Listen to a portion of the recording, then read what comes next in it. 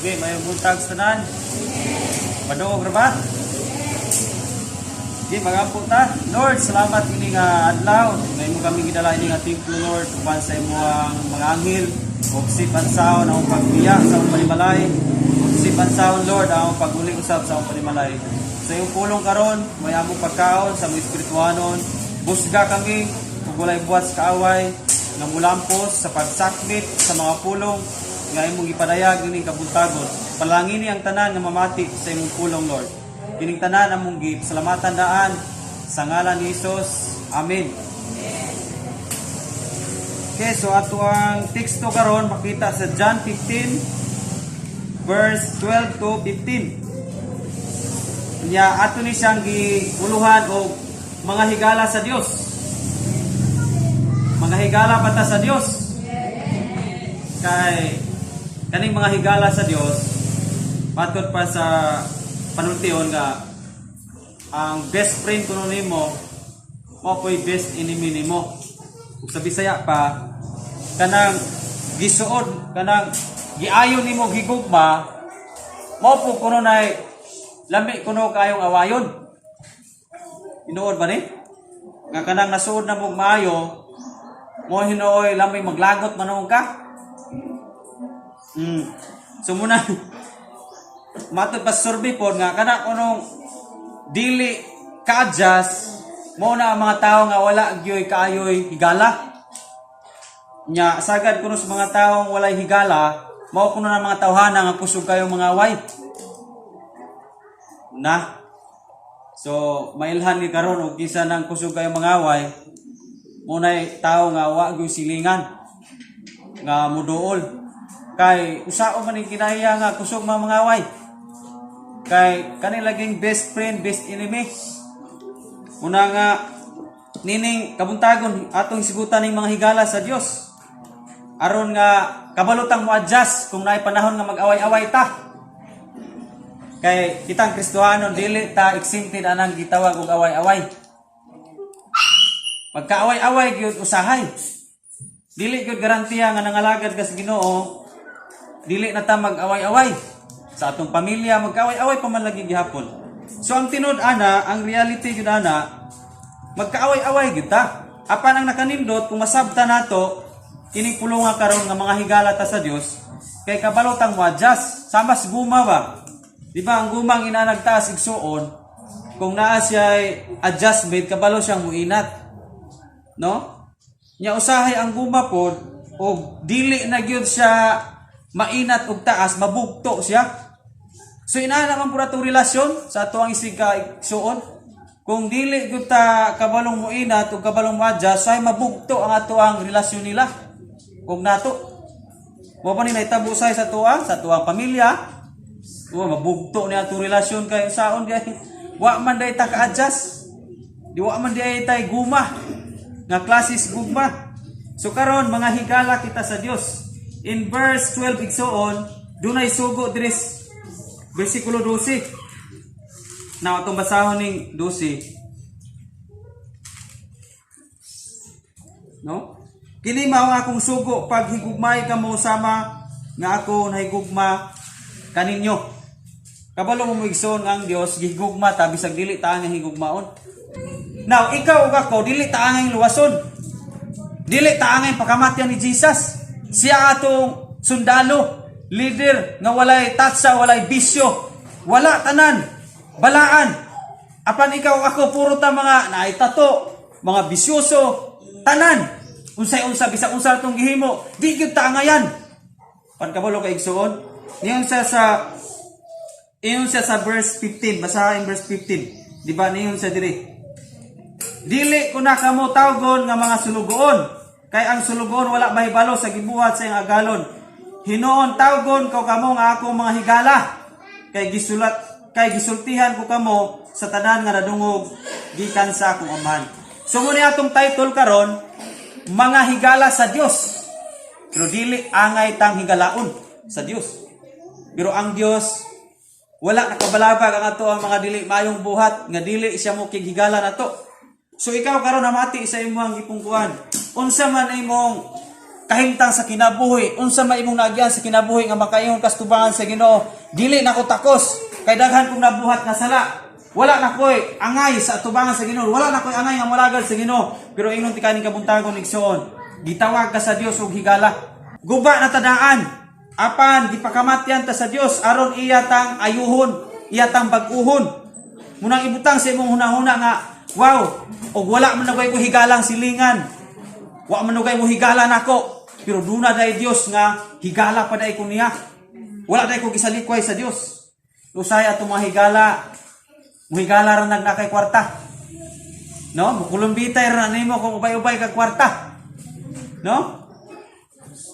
Lingiyan ay mong tapad. Kaya basi kulumbitayan ka na panahon ra nga naa kay kwarta. No? Nindot kayong higalaon na to ang Dios. Kaya bisag wala tay kwarta. Iya gihapon tang gigugma. Bisan og daghan tang gibuhat nga sala. Iyahan gihapon tang gihimong higala. No? Ang atong isig kataog, higala na to ni karon. Di magkaaway ta. Mawala naman ning ato ang mabugto naman ni atong relasyon. Mawala ang tanang himong mayo atong tawhana. No? Mairis sa imong hunahuna ang imong mahimunuman. Atong mga dili mayong yang gihimo ba? Lami yung ano nang tawhana. No? So karon adto taning unsa may kinaiya, tulo ka kinaiya karon nga nagpamatuod ni nga kita mga higala sa Dios.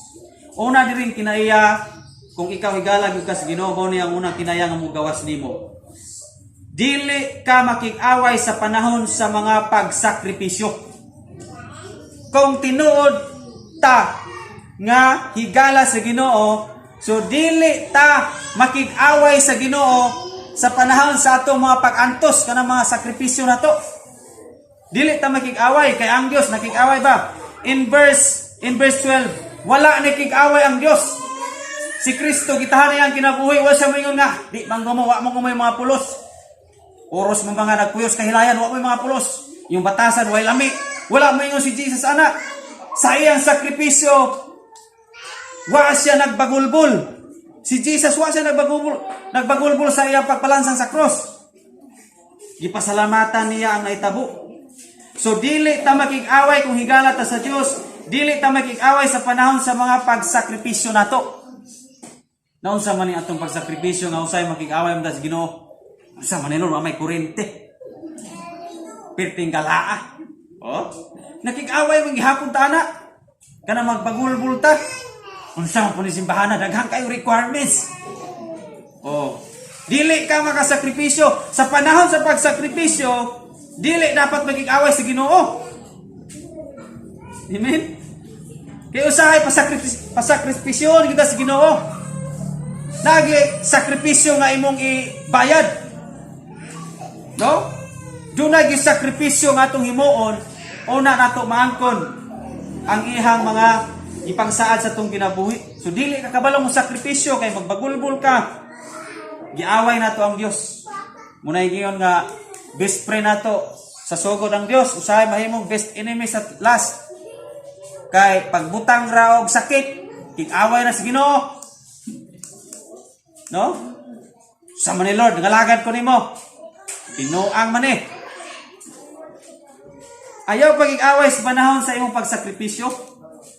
Kaya dunay usa ka man nagtiayon igsoon nga sa pagsakripisyo wala kalahutay ang asawa. Nakig-away siya sa Ginoo sa kay wala siya kasakripisyo siyang bana ba kay galubog nagugbanig. Lisod ay kayong tagdo ning galubog nagbanig. Unya nawad ana siya sa pailog na bugtong murag guma ang iyang gugma. So na doktor ang mga bana nga naglubog og banig. Pag abot dito sa doktor, nag 50-50 na ang bana. Lipay na asawa. Sa man ni asawa, so nga mura mag-asawa jud. Nga malipay ra kamatay di jud, tungluhan ng Ginoo. So 50-50 na. Lipay na asawa. Pag ingon na Diyos doktor, day, patay na ang imuhang bana. Gi-process na yun niya death certificate kay lipay kay siya.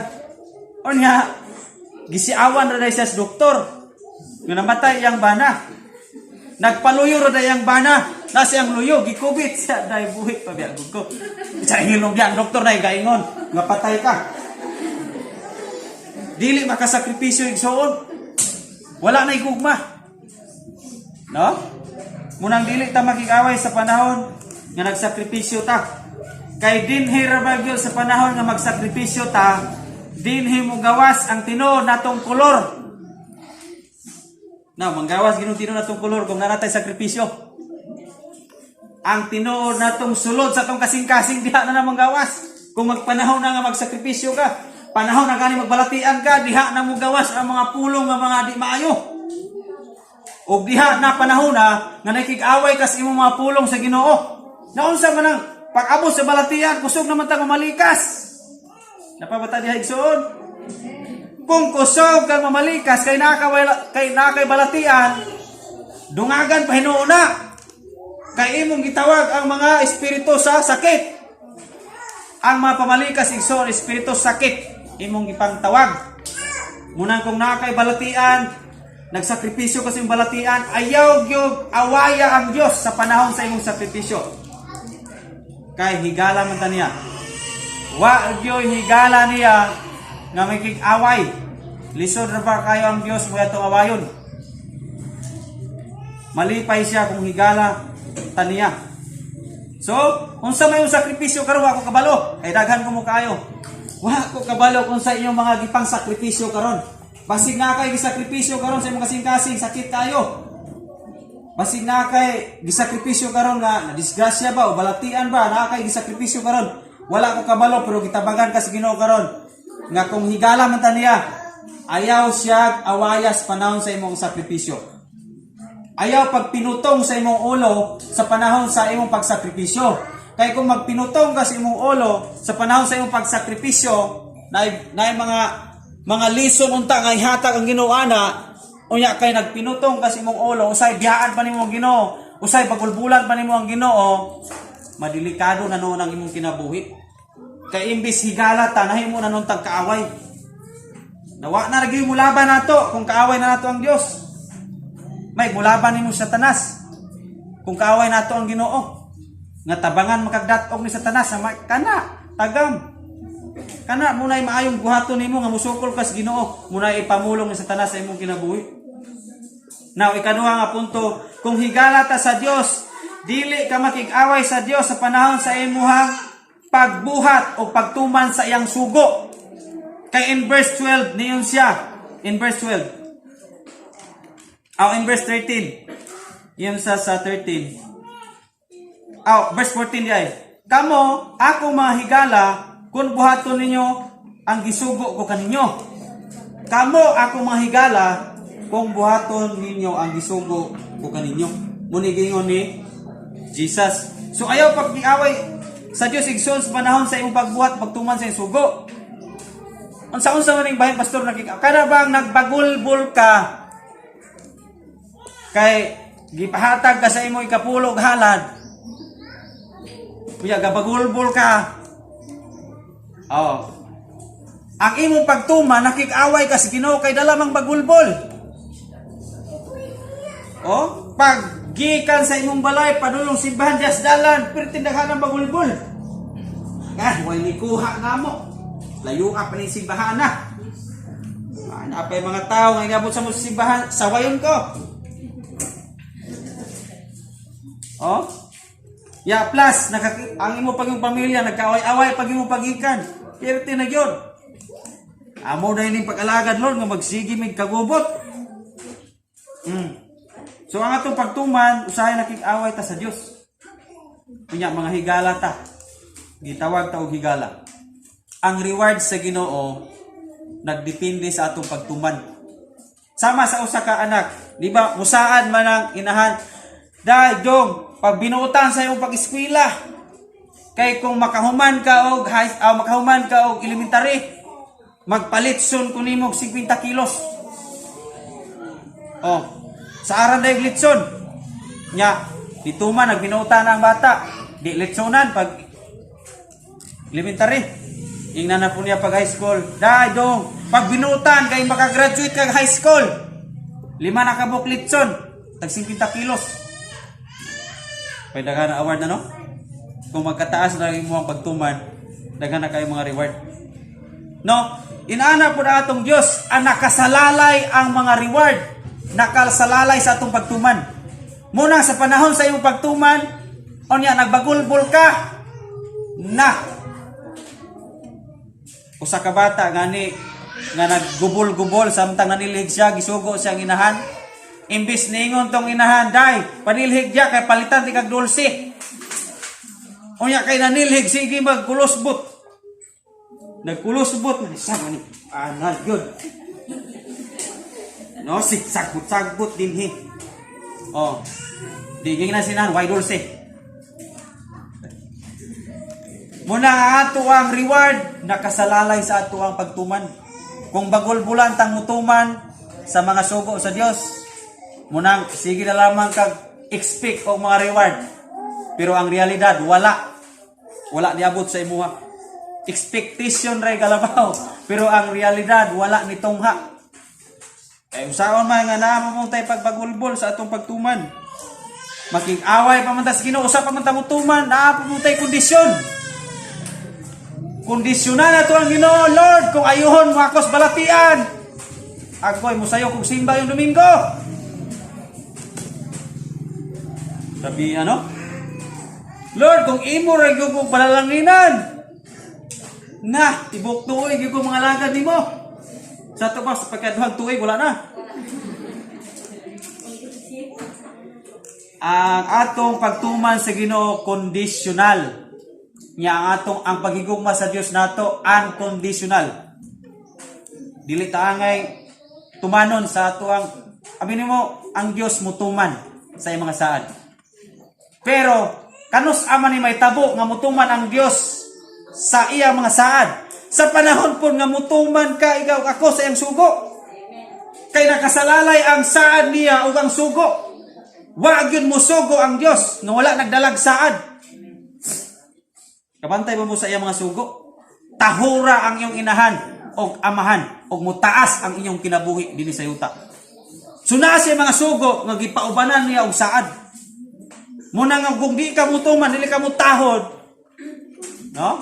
Napakyas ng taas nga kinabuhi. Daghan pa kayo mga saad ya, unaha pagpangita sa kinaharian sa Dios, kay igadugang nako ang tanang butang. Di ba? Sugo na. So, gipaubanan niya saad. Muna nakasalalay ang mga reward ug atong pagtuman nakasalalay sa mga sugo sa Ginoo. Muna matingala kang wa man koy reward kayo, nganong wala man koy naabot sa akong kinabuhi kayo. Nga mga maayo, kay di pud maayo ang atong pagtuman, sige butag away niya. Mga higala ganita sa Dios, dili ta makig-away sa panahon sa mga pagbuhat o pagtuman. Magkalisod-lisod gyud ta, normal na magkalisod-lisod. Samtang nalangalagad ka, dili masiguro kalisod sa kwarta, dili kalisod sa pagkaon, sa sudan dili masiguro kalisod. Pero sa imong pamilya nagkagubot-gubot mo. Sa imuhang pakalagad sa Ginoo daghang mga relasyon nga nabungkag. Gibiyaan ka kuya. Nakay mga panahon nga gipagyan nimo sa Ginoo. Onya mo nang panahon na nga tan-awon sa Ginoo makalahutay baka kay ang iyang reward andam na. Ug di ta makalahutay walay reward. Oh? Bisan pag usaog saad sa amahan na pag binuutan kay maglitson tag 50 kilos human nimo kilometro. Kuya sige rag pamayaba, sige rag ligo. Wala ni sulod sa eskwelahan abay 50 kilos. Bisan pag nindot kay ng saad, wag ginagid na maabot. Kung dili ka mo tuman sa giingon po pag binuutan nga makahuman gyud kag eskwela. Wa gyud na. No? Munang ang expectation lamang nimo galabaw. Ikatulo, igsoon nga mga higala ta sa Dios mo na ginayang mo gawas. Kung mga higala ta sa Dios, dili ta makig-away sa panahon sa atong pagsulti o sa atong pagpamati sa iyang mga pulong. Dili ta makig-away sa panahon sa atong pagpamati o sa panahon sa atong pagsulti. Kay iyon verse 15 niyo siya, dili ko na kamo tawgog sulugoon, tawgon ko na kamo og higala. So, unsa may kalainan ni igsoon nga tawgon man tag higala? Unsa may kalainan sulugoon? Namo ni ang kalainan. Ang sulugoon naa siya kasing-kasing nga mutuman. Pero wala kaayo na sa panahon sa pagpakigsulti sa kasugo niya. Amen ba? For example, lakagi man gyud kag pangagalon. Di ba talagsa ra man gyud ang musulti nimo ang agalon? Musulti ni aning urasaha, abot na naon yang gabi ang imong buluhaton. Musulti nimo ang agalon, biyaan ra ka, nagtrabaho ka diha, biyaan na ka. Kay sulugoon. So wala kayo kay time sa imong agalon kay imong agalon may gilakaw. Inana ang sulugoon. So nganong niyon si Jesus nga dili ta mo sulugon. Dili ta mo tawag sulugon ha. Tawgon ta mo higala. Ngano man? Kay ang higala dako nag time sa pagpakigsulti o sa pagpamati. Di ba naman jud ka higala? Mas dako pamanggani kag time sa imong higala kaysa imong pamilya. Dako pamanggani ka mas didto pamanggani ka sa imong higala musulti sa imong mga problema ug mas di magani ka makasulti sa imong pamilya sa imong problema.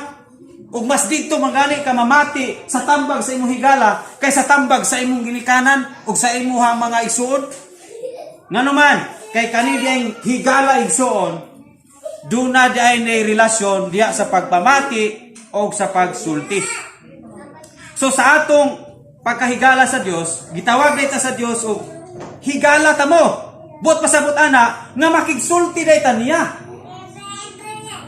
Sa unsa maning bahin pastor nga makigsulti ko sa Ginoo kanang moampo ka. Pakigsulti na nas Ginoo. Kanang niyon sa Philippians 4:6 o verse 6 abot sa 7 nga itugyan niyo sa Dios ang tanan niyong kabalaka. Itugyan. So diha mga pag-ampo. Usay sige tag kabalaka, pero wag tay ampo-ampo. Ang mga higala sa Dios nakiginabi na sa Ginoo. Nya usahay kita ra poy nakiginabi mo po ni problema sa mga nakiginabi. Kulang. Usahay kita ra poy nakiginabi sa Ginoo, Lord, tagay ko panalangin, tagay ko trabaho, Lord. Tagay ko mga butang, Lord. Tagay ko. Unya og sultian na pos Ginoo di na pud mamati. Og samtang mamati sa espulong sa Ginoo, og samtang magbasa sa espulong sa Ginoo, og makabasa gani sa sakit sa inuan. Di ba? Pagkabasa niya, biyai ug hukasan ninyo ang daang pagkatao. Agi di pwede. Madahan na anang dako ini. Di ba? Munang ang Dios makigsulti sa iyang pulong. Mo nang gi-encourage ta tanan nga dili lang kay mamati kaswali. Ikaw mismo mo basa aron masultian ka sa Ginoo. Kay ang pulong sa Ginoo salamin dili ka manamin. Dili niyo makita niyong buling. Magsige lang kag pananawan ng puling sa uban. Kaya bali na din kakuha ng puling nimo. So mamati ta dili ta makig-away sa iyang pulong. O musulti po ta dili po ta makig-away sa Ginoo. Kaya napoy ang panahon nga nakig-away ta sa atong pagpanulti bisan sa mga pag-ampo napoy mga Kristiyanon nga nakig-away sa pag-ampo. Lord, wa man nimo gihatag lagi. Ingon ka nagsaan man ka. Nga unahon ka idugang ka ng mga butang wa man lagi. Wa man koy motor. Wala cellphone. Kig-away na. Nya pagbasa dito unaha ginarihan sa Dios ug ang pagkamatarong. Kapuya ni pag-alagad. Naapaday buluhaton kapoy. Kaya ang mga tinuod nga higala sa Dios bisag gikapoy mulahutay na siya. Normal man ang gikapoy ka pero dili na ka mulahutay kay gikapoy ka sa pag-alagad. Higala ra bata sa Dios. Ang pangutana gikapuyan ba si Jesus pagpas-an sa sala nimo ug nako? Wa sa kapoy pagpas-an sa sala kay higala nakihigala siya nato. Kanang higala igsoon vice versa na. No? Muna ang unang punto, nagsakripisyo man si Jesus nato, vice versa pod. Mo sakripisyo butag pangalagad. Ikaduhang punto, kay ang Dios nituman man sa siya mga saad Vice versa pod, mutuman punta sa iyang sugo. Amen? Ang ikatulong punto, kay ang Dios mamati man siya sa atong mga pag-ampo, vice versa pod, mamati punta sa iyang pulong. Muni ang relasyon sa higala. Kung wala taning relasyon na, usara ni ang relasyon nga sagad sa Kristohanon gi-practice, usara, dili vice versa. Kabalo sila nga ang Dios nagsakripisyo, apa na mga Kristohanon dili kabalo mo sakripisyo. Kabalo sila nga ang Dios mutuman sa iyang saad, pero ang mga Kristohanon dili kabalo mutuman sa iyang sugo. Kabalo sila nga ang Dios mamati sa mga pag-ampo, pero ang Kristohanon dili mamati og sultihan sa iyang pulong. Dili na mo'y tinuod nga relasyon sa higala. Ang tinuod nga relasyon sa mga higala, vice versa. Kabalo kang mamati, kabalo po kang usulti niya. Kung gani kay higala igsuon, ipakita nimo ang imong gugma niya. Kabalo kang musakripisyo sa imong higala. Sa unsa mang bahin, pastor? Kabalo gyud kang mubuyag sa sayo. Kung tinuod man na nimong higala siya, kabalo kang musulti sa sayop niya. Kay vice versa man na, nya ikaw pong gisultian, if na po kay nakita nga sayop sa nagsulti, sumusulti po ka. Kaya vice versa man ang panaghigalaay. Usahay, kita, wala ta kahimo anak. No? Mahadlok man tas taong nagsulti na to. O tinuod man galing ta managhigalaay igsuon, sulti ipod si pastor sa iyang sayop. Apa mo diha? Okay, manghadlok man tag pastor. Ang pastor sige nagsulti kay higala gud. Sige na og badlong, sige na og pabalo nga sayop na kay higala gud. Unya ang mga gisultian pod pagkahilom ra di pud siya mosulti sa unsa puy sayop ni pastor. Muna nangandoy ko nga napoy mosulti nako sa akong sayop. Dili man tatanan perpekto. Si pastor masayop na. Nyawa man gyud bisan usa nga nisulti. No? Muna naglonging ko nga naay musulti ug asa ko na sayop kay dili ta makakita sa atong kaugalingong sayop. Munang mabugto ang atong relasyon kada usa tungod kay kita nagtan-aw ra ta sa atong kaugalingon nga dili masayop. Unya, samtang nagtan-aw sa atong kaugalingon, dili na ta mamati sa advice sa uban o dili na ta magpasulti sa uban kay nagtuo ta nga atong kaugalingon insakto na. Munay sayop sa panagigala. Kung tinuod man ta managigala ay diri si family, kabalo tang musultis kada usa ug asa ta dapit na nga sipyat. Amen. Muni ang panagigalaay. Ay usab ta nga no? Panagigalaay imong ipakita sa maayo kayong tinagdan. No? Dunay panagtagad nato nga wrong motive. Maayo to tang mutagad. Apa nagpahiti ang pagdumot. Wrong motive.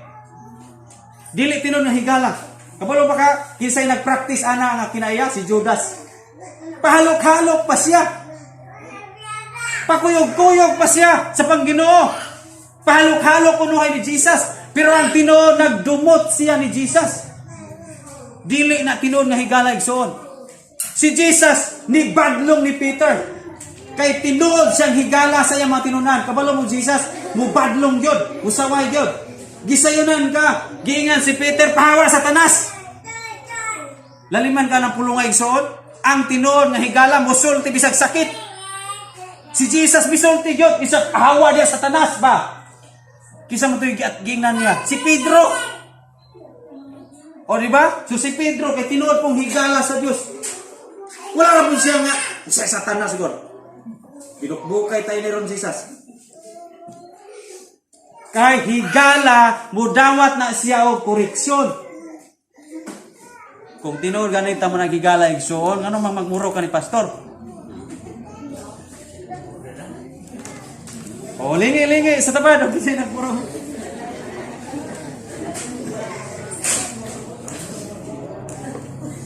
O sayang pastor magmuro po. Kaya, mag-expect man na nga, may tag maas yun nag-smile sa pastor. Kay matahag yung kung utagan niya kung magmuro na. O niya, kita ra po nag-goal sa atong expectation.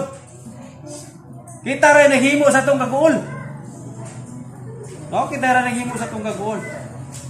Muna ayaw pag-expect og taas kaayo. Ayaw pag-expect og taas kaayo. Kay mo ra sa pastor. Oh.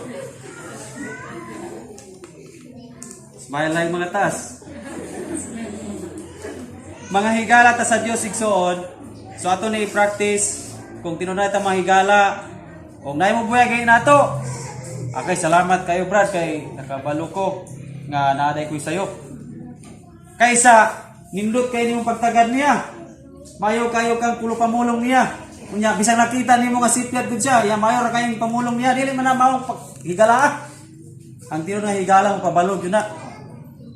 Kay si Judas igsoon mo niya kinaiya nindot kay mga pulong. Yun siya, pati yung ninduta yun siya. Kaniuntang pahumuta, lami man kay taning ibaligya para ihatag sa mga kabos. So nindot kayo, concern kayo sa mga kabos. Pero ang tino dalo siya og kwarta. Kaya gibaligya mo ganyan si Jesus, nya katong pahumot ihatag sa mga kabos ang halin nga si Jesus niya ganing gibaligya 30. Muna nga usangay sa atuang panagigalaay, magtabo na lang ta tungod kay maulaw tang musulti ang tawana, kay base unyang masakitan siya kung musulti pugo. Moy atong giuna-una ba nga basin bayag musulti ko ani niya sa iyang sayop, kung masakitan ba? Magsampalunganay na noon mi. Ayaw na guna-una. Kaya muna yung nakabalabang nga dili tinudanan na itong panagigala. Pag musulti ka, nga pinagis pulong sa Diyos, hikapon to sa Diyos. Pag musulti ka, hikapon to sa Diyos. Salamat kayo, Brad. Ikaw ginakaingon nga nakarealize ko. Abi po ni mo, Brad, ikaw biya po. Usog ya po kang manaway. Balos po ka! Pag balos nimo, miyo po siya.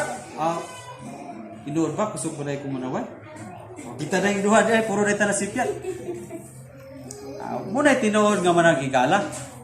Dili kay, sultian niyo siya. Kusog po kayo kang manaway. Hilong diya, ikaw.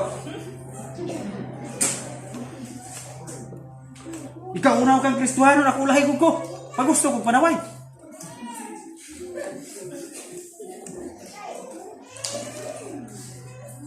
Jadi si pamilya dapat patadiha ang mga higala sa Dios, dili na magigaway sa Dios, ha? Dili na magigaway sa Dios kung higala ta niya. Nya ayaw nagbagulbulin na imong sakripisyo karon. Salamati no na si Ginoo. Nya kanang imong pagtuman karon sugo, ayaw kondisyon ang Ginoo. Nga Lord, ug mo ni matubagan nimo ni Lord. Okay. Mo ni ang panahon nga mo kumbati ko kalagad. Ayaw kondisyon ang Ginoo. Nya sa panahon gani nga mawati ka sa pulong o hinabi ang Dios nimo paminaw gyud sa iyang pulong. Ayaw pud paggubol-gubol diya sa imong kasing-kasing nga samtang naigo ka sa pulong sa Dios. May paywa ko musimbay ni si Bana. Ako mo nagipunting ni pastor sa kadaghan namo kami gyud. Sa kadaghan nga pungko ako pa gyud ang isintro. Walay lain ning nakita ni pastora ni puro mga sayop nako. Ayaw nagsabta igsuon. Kay ang Dios nakigsulti sa nimo nako. Kay pareho man jud nga sayo. Hallelujah. So ang pulong sa Dios mo'y maga-transform sa atong kinabuhi.